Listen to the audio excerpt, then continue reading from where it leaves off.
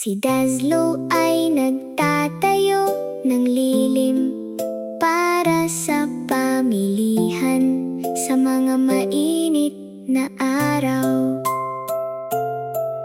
Sa ilalim ng naglalagablab na langit at mga gintong sinag, isang maliit na bayani ang naglalakad sa kanyang landas, na may pag-asang palamigin ng mga pinakamainit na araw. Ang pamilihan ay umiiyak sa alikabok na liwanag. Ang mga prutas ay kumukupas, ang mga kulay ay naglalaho, ang mga patak ng pawis ay bumabagsak araw at gabi. Naririnig ni Dazlo ang bawat tahimik na kwento. Ginuguhit niya ang araw sa lupa, ang mga laso ay sumasayaw sa awit ng hangin.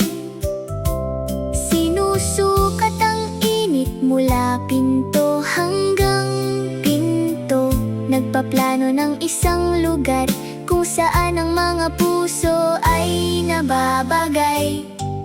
O lilim, sumama ka at lumipad sa akin mula sa mainit na lupa, patungo sa malamig na dagat, sa pamamagitan ng mga malalaking kamay at mapagmalasakit na mata.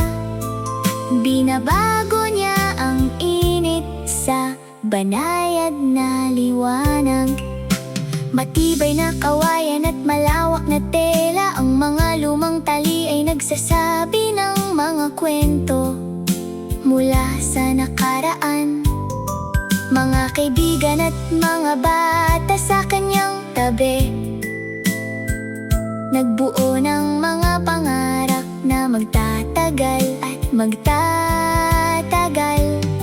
Ang mga guhit ng tiza ay dumadaan sa buhangin, ang mga poste ay tumataas ng mataas sa asul na langit.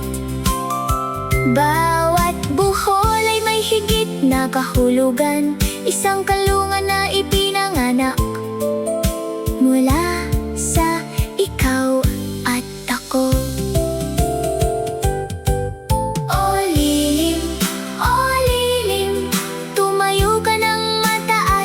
Matatag mula sa mga tulong na kamay, doon kung saan ka nababagay, sa pamamagitan ng lupa at puso at tuloy-tuloy na pag-aalaga. Binubuo niya ang bukas sa hangin. Ang malambot na puting tela ay nagpapahintulot sa sinag